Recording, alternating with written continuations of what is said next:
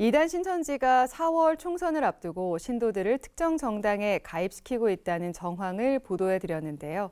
이단 전문가들은 신천지의 불법적인 정치 개입으로 정치 왜곡 현상이 심각하다면서 사회적 경각심이 필요하다고 강조합니다. 보도에 송주열 기자입니다. 신천지 모 지파 고위 간부가 구역장들을 관리하는 팀장에게 보낸 문자. 정치색 짙은 한 모임에서 지파 총무에게 이사직을 제안할 정도다. 법적인 문제가 잘 풀려나가고 있다. 하나님의 일을 해결해가는 과정 속에 힘 있는 단체가 움직이는 것도 필요하다며 신도들의 당원 가입을 독려합니다. 특정 정당 당원 가입 과정은 보안상 이유로 은밀하게 진행됐습니다. 이런 일들은 절대 남기지 말라고요. 어떻게 내려야 돼요? 한동안이 가입 여부를 파악해야 된다. 그렇지만 이렇게 문자나 텍스트로나 하면 안 되고 구두로만 해라 라고 해서 다 전화를 돌렸어요. 그러다 보니까 이걸 최대한 다 안 남기거든요. 선거철만 되면 정치권을 기웃거리는 신천지 행태는 어제 오늘 일이 아닙니다.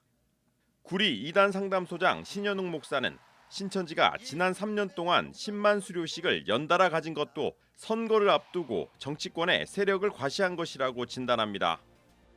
이만희 교주가 그런 생각을 하고 있는 겁니다. 50만 되면은 뭔가 우리가 어디다 누구하고라도 딜이 가능하다. 이런 생각을 저는 했을 거라고 생각을 합니다.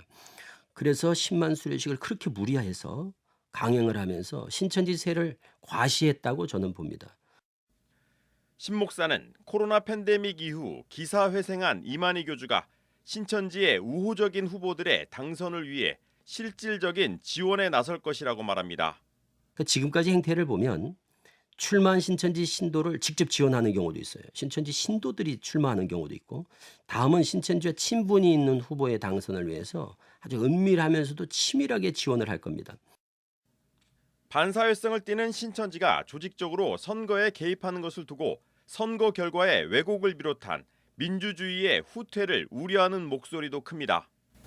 적게는 몇백 표, 많게는 수천 표로도 결과가 갈릴 수 있는 문제이기 때문에 만약에 신천지나 이런 이단 사이비 단체들이 조직 동원을 해가지고 만약에 선거에 개입을 한다고 한다면은 전체적인 어떤 시민들의 의사와는 무관하게 정치적으로 그런 어떤 결과가 어떤 왜곡될 수 있는 위험성도 충분히 있는 거죠.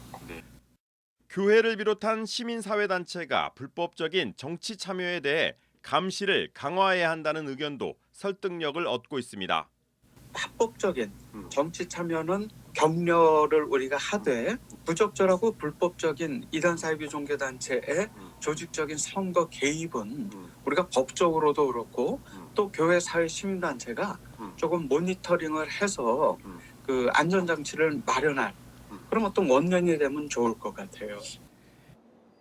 민의를 대변하는 축제가 돼야 할 선거. 이단 사이비 단체들의 불법적인 개입을 막아야 한다는 목소리가 커지고 있습니다. CBS 뉴스 송주열입니다.